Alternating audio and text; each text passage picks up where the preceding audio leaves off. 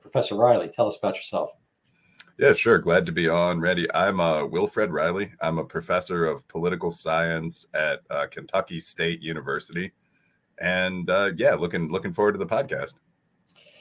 I'm a big fan of yours, and I think your writing is great. We're going to get to that a little bit. You're also on Twitter as wildebeest something.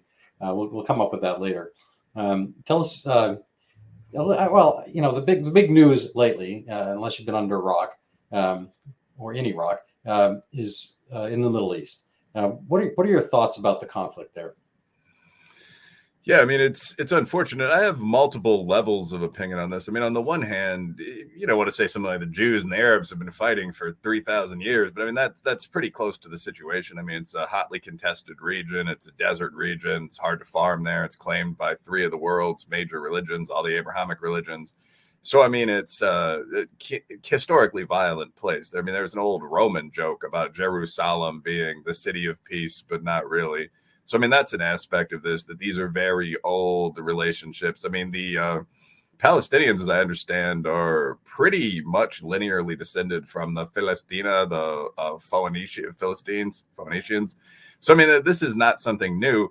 In this particular case, I mean, I have a lot of sympathy for Israel. I mean, it's one thing total sympathy for Israel, actually.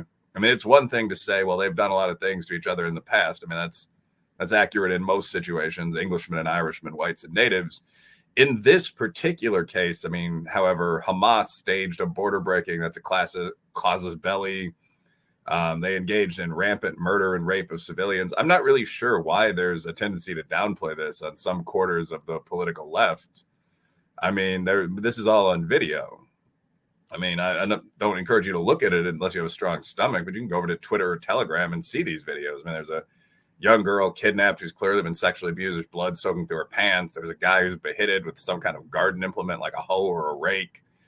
There's a grandmother who's shot and the execution's live streamed. This was on Facebook, actually. So ordinary people were on like Middle Eastern discussion groups and they were seeing this live execution. I mean, just on and on. There's Shani Luke, the German raver who was murdered and then paraded around in the back of a truck, hunting trophy style. So, I mean, obviously the Israelis are striking back and they're doing so in pretty conventional fashion. They're attacking the enemy's territory and they're trying to reduce the enemy. They bombed first and they're going in on the ground. So, I mean, I don't really see much to say about that. They're going to probably fight until they win. The goal might be regime change. Their main enemy is going to be the Western media, in fact. I mean, in my opinion. No, it's absolutely true. You see this proportionality argument. Can we talk about proportionality? They killed 1,400 or whatever number of 2,000 of your people, and therefore you somehow get a checklist. Is that operative in any other sphere of war? No. Well, I mean, first of all, like I joke about being a mildly amoral businessman. I mean, the whole idea of the laws of war is kind of funny.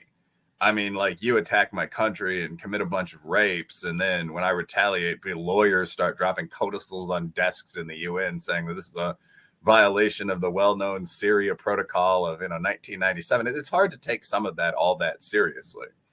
Obviously, you shouldn't do certain things, abuse babies, which Hamas did and so on. But I mean, like these questions of, where you can drop artillery rounds. I mean, these have been disputed on all sides in the courts and so on. So I mean, the whole idea is a bit questionable that there are regulations governing this most savage of behaviors. But I mean, getting beyond that, like proportionality is actually not a part of the laws of war in the sense that you're describing, i.e., if someone kills one of your people, you can kill one of their people. That's not what that means. I don't think anyone expects the people of a nation to view one of their citizens as worth exactly one of their enemies.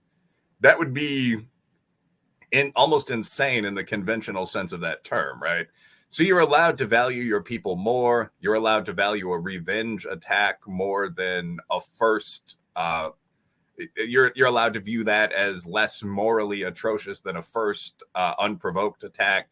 What proportionality really just means is that the amount of collateral damage that you do can't exceed the value of the military objective that you're seeking to gain. So it has nothing to do with one-to-one killing. And I mean, the classic example in this situation would probably be Pearl Harbor for the USA, where there was an unprovoked sneak attack against our country that killed, I believe, 2,400 sailors on board the Arizona and the other ships that were targeted. If you're arguing for classic linear proportionality, we would have attacked a Japanese base and killed 2,401 of the emperor's men. But that's obviously not what you do. Like, once you have a casus belli, you can declare war. And during the war, you can't kill more people than the value of a target makes worthwhile. But that can be extremely high. I mean, estimates of the Japanese did in World War II, I believe, range up to 3 million. You know, we lost 500,000 men. The Russians, 10 plus million. The Germans, 8 plus million. So there's no argument that in these kind of real wars, you can only kill someone when one of your people has been killed or something like that. That might be a more civil rule. I mean, wars would never progress beyond kind of one set front. And that's kind of what you're seeing in Russia and Ukraine now, where they've basically, both sides have decided that they're not going to advance very far. So for about an hour a day, and I don't mean to be glib about this, but they'll throw bombs at each other, and the rest of the day they'll kind of go about living. And I think, I would assume that there's some kind of unspoken agreement where we're all trying to go back home to the wife. You know, if we're in this area of land and we're not going to move forward, there's a time for war, and then there's the rest of the day. But I don't think that's how Israel's feeling right now. Yeah. Speaking of the Ukraine-Russia war, we'll come back to Israel. Thinking of trench warfare in World War One, which was the Great War. They didn't put a number on it at the time. Prince Ferdinand was assassinated in Sarajevo.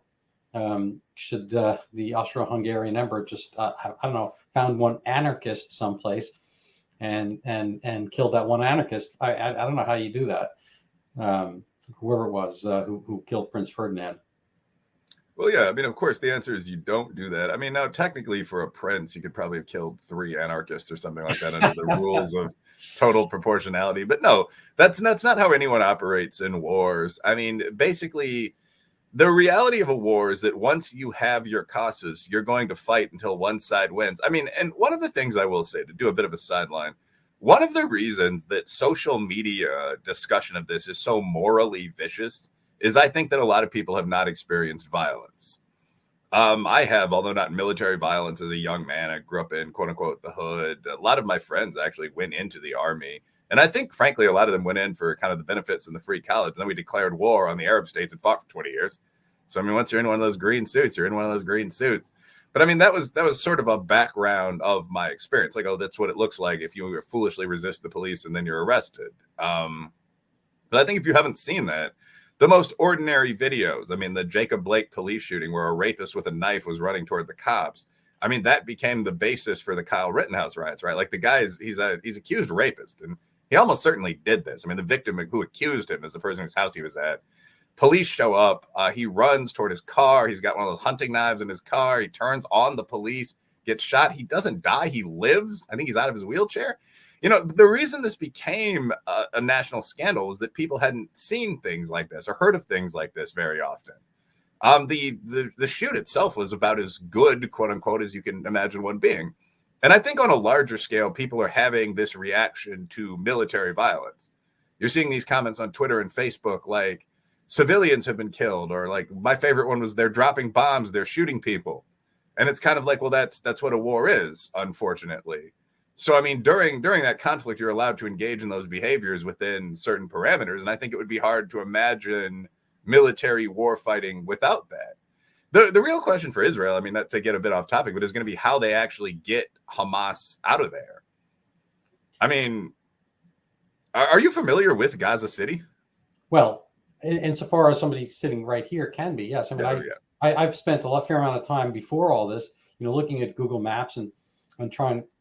You don't get to like drop in on the streets the way you can in Philadelphia or Cleveland or whatever, and kind of roam around. I'm kind of, you know, there are Google Map experts, whatever, who can identify any place on Earth from a single photo, and they based on street signs and little markings of the cars. I don't know, you know, but you can't do that in Gaza because there's no little Google driving orb taking pictures. But you know, I've tried to get a sense of it. I've watched Fauda.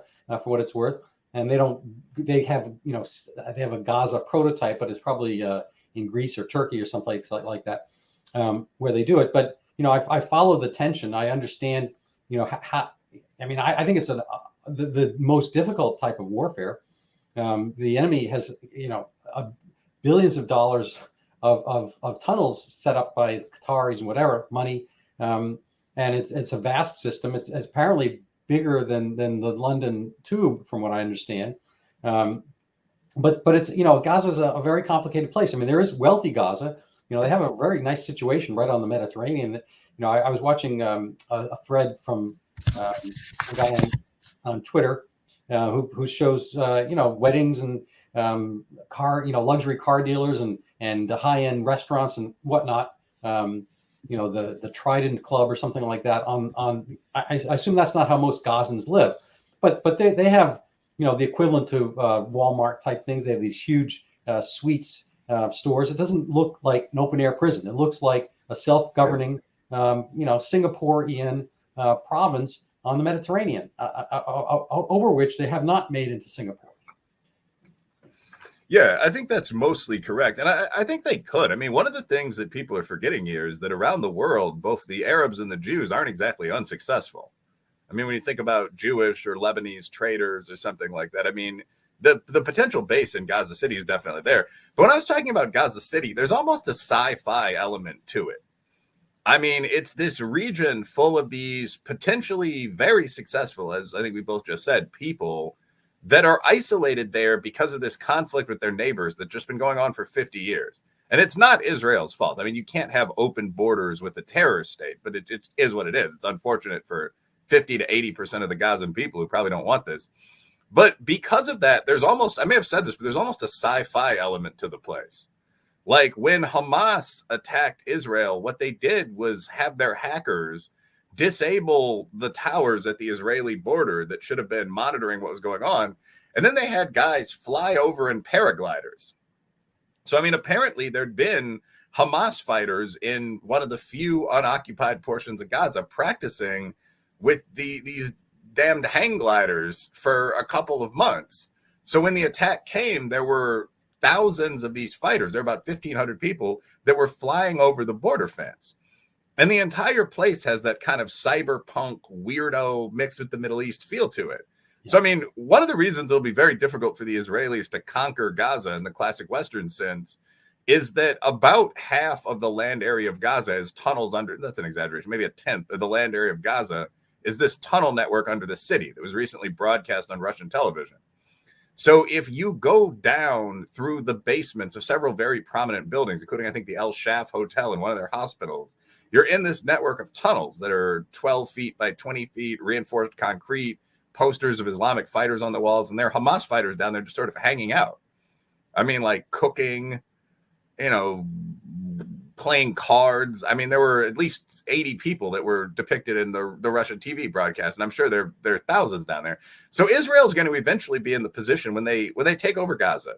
First, I mean, I think they're mostly done with the aerial targeting of primary targets. So next, I mean, I'm not a military guy, much less an infantry guy, but I mean, I guess they'd go in on the ground with tanks and strikers, try to hold the ground. But then what do you do when guys keep popping out from underneath your feet? And eventually you're going to have to go down into all that kind of cyberpunk world shit under the city where they control the lights and can flood tunnels with water and so on. And you're going to have to try to root them out. It's going to be very, very unpleasant.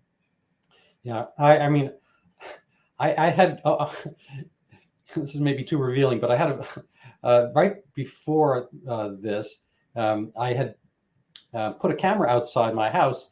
I found a hole at the base of my, used to be a kind of a porch area. Before I got here, we turned into a family room, but it doesn't have the same foundation as the rest of the house. And so the rodents love to burrow and build a little pre-winter home down there. And so I had the idea recently to take one of my portable video cameras and put it out there and just watch. And I found a pretty large rodent who had been living there. I see him come out and he looks around, whatnot. I had a trap, but he was too big to fit in it. I'll leave it there.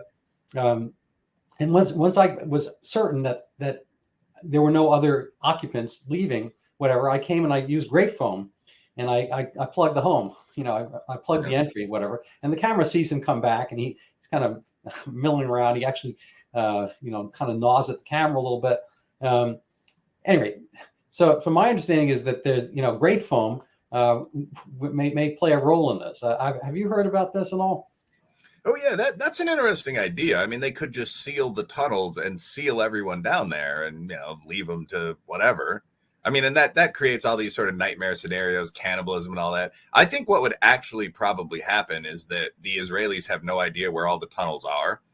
So you would just on one day see a stream of businessmen coming out of the front of some seaside hotel or something like that. I mean, I don't want to be too glib about it. You'd have to do this in stages. I'm sure the Israelis would eventually find any tunnel mouths, but there must be hundreds of exits to this tunnel network. I mean, that's one logical solution, that they would seal the mouths that they find as they come across them during building to building fighting. I hadn't really thought about that. But I mean, I wouldn't be surprised if these tunnels reach into, say, Lebanon. This entire area, or certainly into the West Bank. You mean Egypt? Egypt. Okay, Egypt is more realistic than the West Bank. Yeah, Egypt When you directly said reaches to Lebanon, when you mean the tunnels in Gaza, or you mean Hezbollah's? Well, I mean, I don't want to sort of BS here. I have no idea how long their tunnels are. But like, the whole state is half the size of New Jersey, which is 70 miles across. It wouldn't surprise me if there's been some mole-like activity under this entire region for a long period of time. Wow. I mean, we saw that with the Mexican drug cartels at the border, right? Do you remember when El Chapo broke out of prison? Yes. Yeah, I mean, like, he just went down. It turned out the cartels had been digging tunnels under the desert region of Mexico for something like 18 years. And he just went down. He had to break out of the prison and I guess go down to the first level of the prison. And then he climbed down into one of these damn tunnels and there was a motorcycle waiting for him. Because, I mean, there's a graded sand floor in the tunnel. There are parts of the tunnel that have asphalt in them. He took the motorcycle. He rode 23 miles down the tunnel, got to another tunnel mouth, and left. So, I mean, there's this entire kind of secondary world under the drug trafficking region of Mexico. It wouldn't surprise me if there was something like that in Gaza, where if a Hamas fighter goes down into the network and then goes down to what you could call the sub-basement, and is willing to deal with some very unpleasant conditions and walk for half a day, you could emerge in Egypt, certainly. West Bank, maybe. Lebanon, maybe. I mean, Egypt, as you said, touches Gaza City. So there's almost certainly a disturbing amount of mobility there. You probably need some venting here and there for these tunnels. I mean, it's hard to push air through. But yes, tunnels, it's, the catacombs are not new, and tunnels have been used as a form of refuge. It was some ancient city in Turkey. I mean, my understanding is like near Cappadocia, there were, kind of underground networks that people used, to kind of sanctuary from war thousands of years ago. So it's an interesting concept. I don't know how you do it. I mean, are there like ways of sussing this out? Some kind of echo technology. I mean, I assume if the Israelis knew it, they wouldn't have the tunnels in the first place. I don't know. I would assume that the Israelis would probably be more on point than anyone, but maybe the Americans when it comes to like high tech bullshit that they're bringing out to the battlefield to try to find out what the enemy is doing below the ground. And I mean, I think they'd kind of get a kick out of it. Like, we're going to hunt them down like rats. But yeah, I mean, like there must be ecolocators, that kind of thing. You could have the Department of Seismology at one of your better universities try to detect the composition of the ground under your feet, that kind of thing. It also depends on how much time you have to do that, though. I mean, I don't think I'd necessarily want to be a seismologist walking around Gaza City with, Israel and Hamas and the IDF dropping bombs on each other and so on. I mean, the ground's shaking. Well, there are a lot of reasons for that, Doc. Like, it's going to be an interesting and unpleasant experience. The I don't know what the end game is. If you keep a city of whatever population, between 1 and 2 million people there, and it's just a matter of another few years, days, months, generation, whatever, to have another grudge come up, and I don't know, see how long you can possibly maintain a strategic advantage when missiles get better and better range, more accurate, to keep a large population right on your border. It's different from other situations. There's a term, ethnic cleansing, which is kind of an unsavory term, but I think probably every country that we think of as, as having the single name, France, Germany, whatever, at some point, or Sweden, has had, to figure out what they are as a nation. And that means, moving those other people like pieces on a chessboard off your side. Maybe bad example, but, the China, the Han Chinese, I assume that got rid of all kinds of other tribes. And wherever you are, there's going to be this concept. But here, if we stipulate that the Gazans are Arab, and there are lots of other Arab countries around, I mean, the Arabs, say if their nexus originally was, in somewhere in the Arabian Peninsula, there are Arabs in Morocco, there are Arabs in Iraq and whatnot. They've had all kinds of migrations. They've turned the people at various times through Muslim conquest and whatnot. And other people, if you're not going to be part of the game, they get displaced. There doesn't seem to be any kind of willingness upon the countries which are Arab or Muslim in the area to take on this population. And insofar as they have previously in Lebanon and whatnot, they remain encamped. They're supposed to be, I guess, kind of like an isolated thorn, as a demographic time bomb against their presumed interlopers in the region, the Israelis. What's the answer? I mean, if people were so willing to tunnel under the border or with Israel, could they not spend the same kind of interest and time in opening the border with Egypt? I mean, there's a reasonable, empty peninsula there. The Sinai, I think the largest city is a little bit further down the coast. I can't remember the name. I think it's Al-Ansari or something like that. It's 600,000 people. I assume seeing, basic, lineage genetically and whatnot. Is there another place for the Gazans to be aside from, this kind of, it's not quite Singaporean independent state on the edge of Israel? Yeah, I mean, I think you're saying some kind of obvious things that you're not supposed to as an upper middle class citizen. And I think this gets into a lot of like the verbal redefinition we see, especially from the left, where people keep screwing around with terms like genocide and ethnic cleansing. So first of all, yeah, obviously, I think that historically most countries have, through a series of wars, generally not committed traditional genocides, but established a basic population of people that they can allow in the country. So the United States actually never had a formal policy of discriminating against Native Americans as citizens, but in general, in settled country, if there were provocations on either side, there would be wars with large independent Native tribes. And we now try to present this as, well, the white man just crudely wanted the land. Those were the real savages. But in reality, I mean, neither side could tolerate a situation where you have two populations that are frequently breaking the border and raiding and raping women and so on. And I think it's pretty obvious that Native Braves did that all the time. And it's also probably pretty obvious that Scots-Irish or free black or whatever Americans who came from those long traditions of raid overseas were doing that too. So what you generally saw was a big war. And at the conclusion of the war, the side that lost would be, given some money and some food and told to pack up and go in the other direction. That was most often, but not always, the Indians. And that's traditionally how you've established a peace. You've either worked out boundaries and then you've built a wall in those boundaries and both sides have kind of honored the boundaries. Or if you have one small shared region, one side got wiped out or moved. I mean, those are the three options. Today, you don't want to say that modern kind of whingy morality complicates this because there's a lot to be said for it. But I mean, the basic idea that you win a war sufficient. The three historical options would be the Gazans have to assimilate and basically behave like Israelis behind their thinly delineated border. 2, they have to move somewhere else. Or 3, they all have to die. Those would be the historical rules. I'm not necessarily advocating for those latter options. Right now, there's so much international focus on any aggressive, successful nation, and particularly on Israel, that it would be very, very hard for the Israelis to openly pursue some of those policies. And again, this is complicated by the way language is used. So ethnic cleansing, rasasisti teren in the more sinister sounding Yugoslav, I believe, has generally meant like killing everybody in a group's population. It's basically meant the same thing as genocide. It hasn't meant the third option that we're describing. Now, people frequently use the term ethnic cleansing to mean something like asking a defeated group to move or even assimilating a defeated group by teaching them your language. Those latter two options historically weren't considered controversial at all, and I'm far from sure they should be today.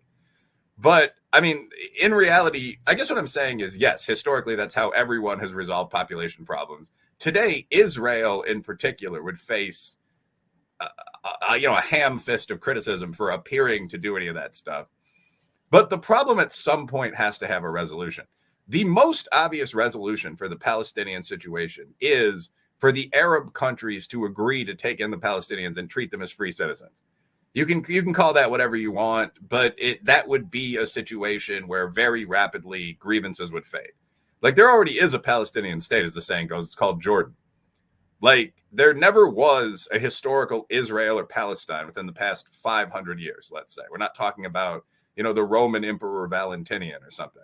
Both of these places were the oppressed protectorate of Transjordan under the Ottoman Empire. Mm-hmm. When the British finally beat the old man of Europe and they divided up the Ottoman possessions with sort of a gleeful monkeys at a salad bar, sense of fondness. I mean, guy burped while he was drawing the border between Iraq and Saudi Arabia. We all heard these stories. We went to college. When they did that, Israel and Jordan were Transjordan was divided into two. The Jews got Israel and the Arabs got Jordan. It wasn't even particularly unfair. That's what it was. So some Jews had to move out of Jordan. Some Arabs had to move out of Israel. Like, that's it. This situation became complicated again when the entire West Bank region, which is one of the most heavily Arab populated regions of Jordan, was conquered by Israel in war. As I recall, it was the 6-Day War. So all of this history is there, and it's burdening the plate. I guess what I'm saying is what I said originally. The best way to resolve this would be for, say, Jordan to simply retake the West Bank. Jordan and Israel apologize to one another. Palestinians have to behave like normal citizens of a fairly civilized country now. A major problem, as I'm sure you're aware, is that the Arabs don't want to do this. This is something that's never discussed on the Western left when you talk to a good faith Western leftist about this. The first couple times I brought this up, I didn't know this. I had to do my own research because the answer struck me as so obviously disingenuous. But if you ask, why don't Jordan or Egypt take over these Palestinian regions, you'll get an incredible amount from an Arab businessman or leftist buddy of kind of chaff responses designed to disengage the question. The answer is that they've been asked, I think, 6 times by Israel, and they've said no. Egypt has specifically said no to taking either Gaza City or the Gaza Strip multiple times. Jordan has refused its own land back in the West Bank. And that really tells you something about what's going on here, right? I mean, Jordan and Israel fought each other well enough, honors on both sides. Israel won narrowly. They took the land. They offered Jordan the land back a couple decades later. Jordan said no, because the perception is that there's a huge radicalized Palestinian population there. One of the Egyptian prime ministers at one point said he didn't want the slums of Israel dumped into his country. You'd have all these refugee camps. You'd have the 46% unemployment rate among men. Then you've got all your new Jews. I mean, there has to be a better way to say that, but your Israeli settlements you now own. The Arabs just said no to this. So that's the issue. You have this population that's not really wanted by the surrounding countries, but that refuses to assimilate to their primary new country. Now, historically, there would have been a very permanent solution to that, but today that's probably not going to happen. So we can look forward to this war going on for a long time. The kind of final end this round will probably be regime change in Gaza City or Gaza overall. I do think that will happen. That after the war, it's unlikely, frankly, Hamas would be reelected, since I brought this on to Gaza. But even beyond that, I think the Israelis will simply replace them. Like, this is a new regime we can work with. But what's that going to be? I mean, Fatah? Like, you're not going to see a dramatic improvement. I don't believe. Not a total expert in that region. Yeah, it's funny you mentioned elections. I mean, they had an election, 2004 or something like that? When was it? It was 2006. But I mean, they had an election in 2006 and Hamas won. And they had an election in the West Bank also? Didn't Hamas win in both places? No, the Fatah, Palestinian Authority slate, won in the West Bank. The West Bank is actually, I hesitate to say fairly well governed about Mr. Abbas, but I mean, there's like a $6,000 to $800 gap in annual income between the two. I'm sure there's a great deal of under the table annual income in Gaza. It doesn't look like an $800 per year place when I see it from the sky. But I mean, the West Bank is simply a semi-functional region. It's governed by the Palestinian Authority under Abbas. But again, there are a lot of problems there. I mean, that is functional only in comparison to Hamas, but very different areas. I mean, there have been several elections there since the election that brought Hamas to power, I believe.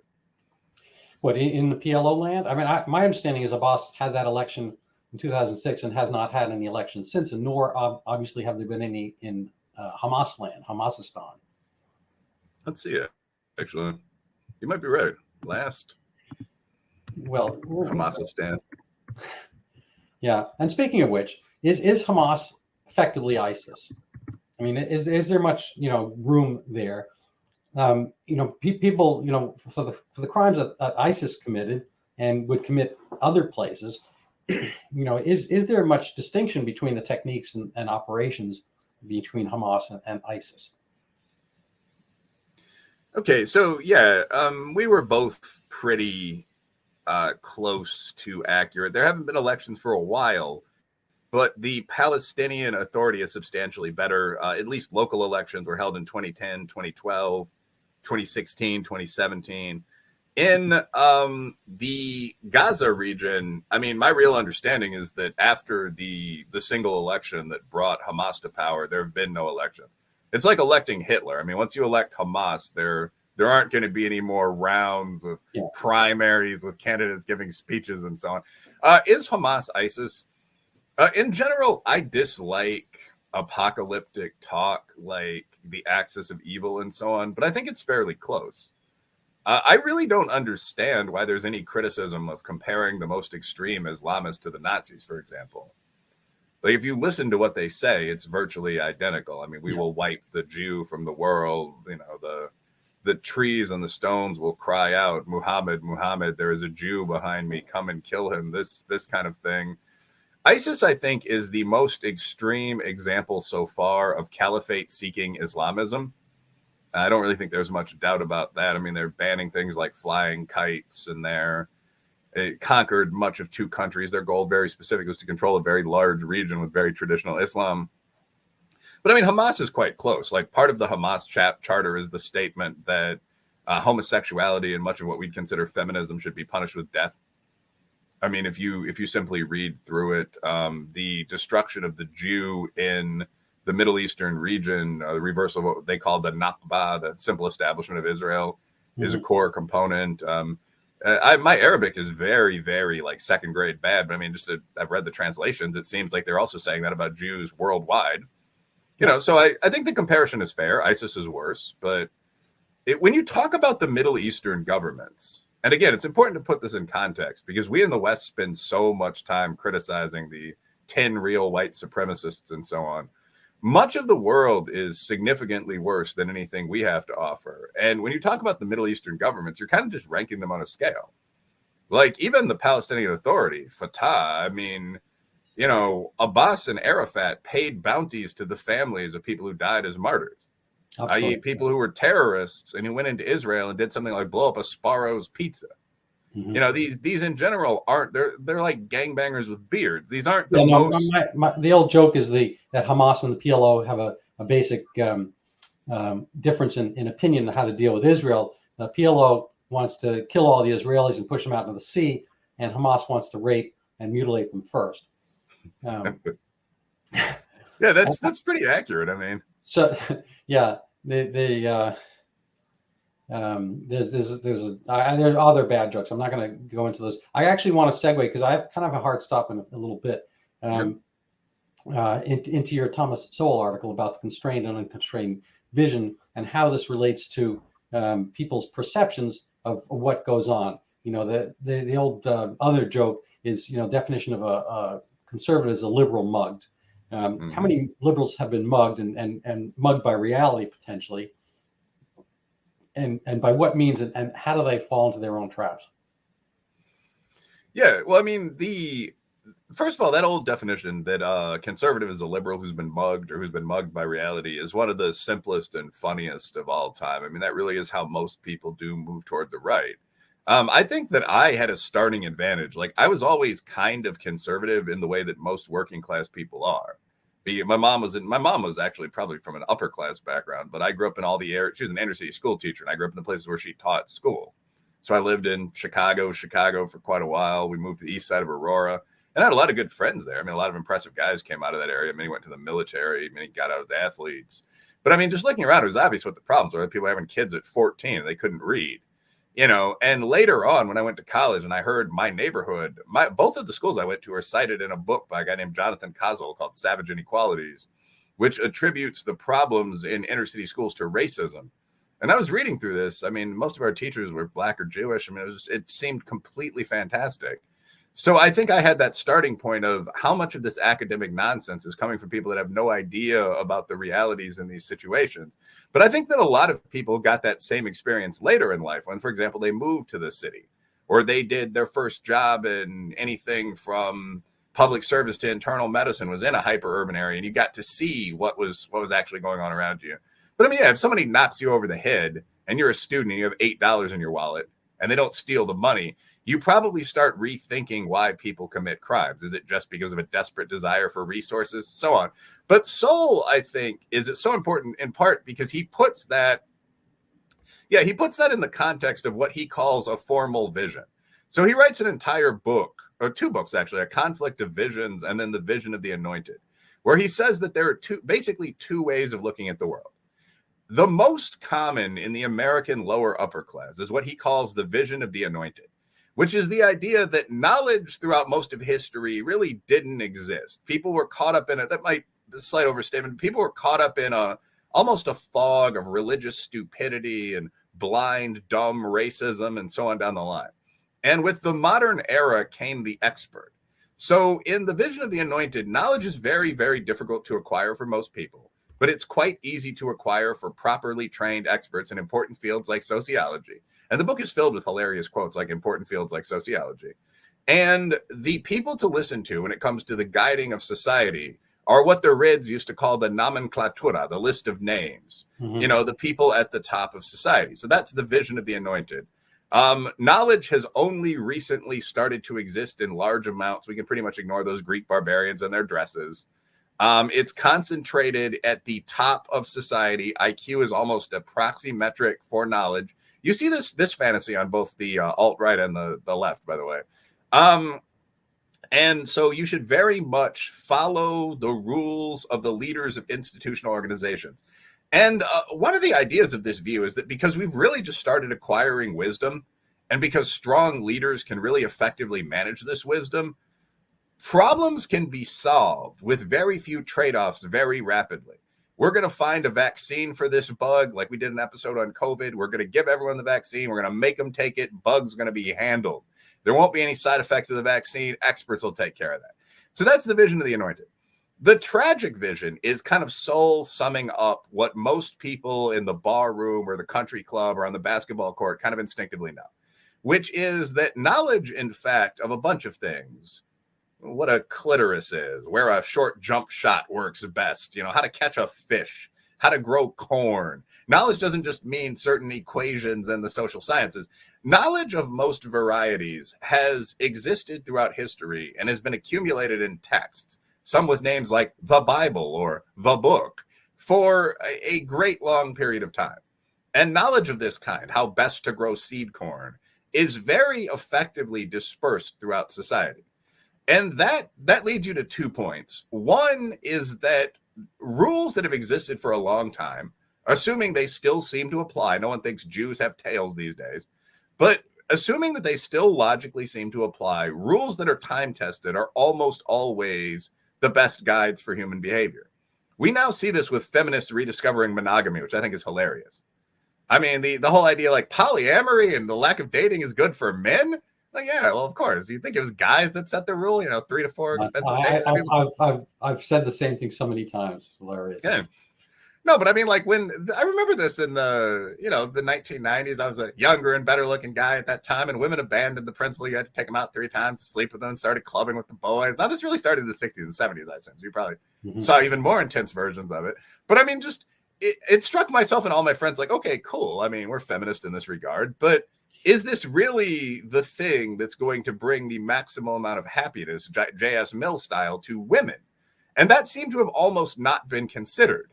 The idea that all these lengthy marriage manuals and codes of chivalry, all of which were written by women, from Eleanor de Aquitaine to Fanny Farmer, that none of these women had ever thought about any of these questions of how to manage a marriage. It seemed childlike and foolish. And again, Soul explains why it is. Knowledge is diffuse and it extends back through time. So one, you should trust time-tested rules. And two, you should trust the wisdom of the intelligent crowd to some extent. If 1,000 local general practice doctors are saying in the context of COVID, it's very dangerous for seniors, you should mask up around seniors, but I'm seeing no young patients. The fact that academics are saying, well, you should be seeing young patients doesn't matter because you're not. So the tragic vision, I'm kind of saying the same thing, but diffuse back over time. As a result of this, trust groups of people. What humans have always said is true, probably is true. So he writes this whole book about this. And I think it's the book that inspired the article, just critically important text. So which book is that? That's The Vision of the Anointed, which is a follow-up to The Conflict I have not read that Vision. one. I've read so much of Thomas Sowell, and he's an amazing thinker. One of my favorite books is, I always get it backwards, but I think it's White Liberals, Black Rednecks. Mm-hmm. Yeah, that's exactly right. It's just, I mean, I guess the words are right, but the order is reversed. Yeah, Black Rednecks and White Liberals. Yeah, it's hilarious.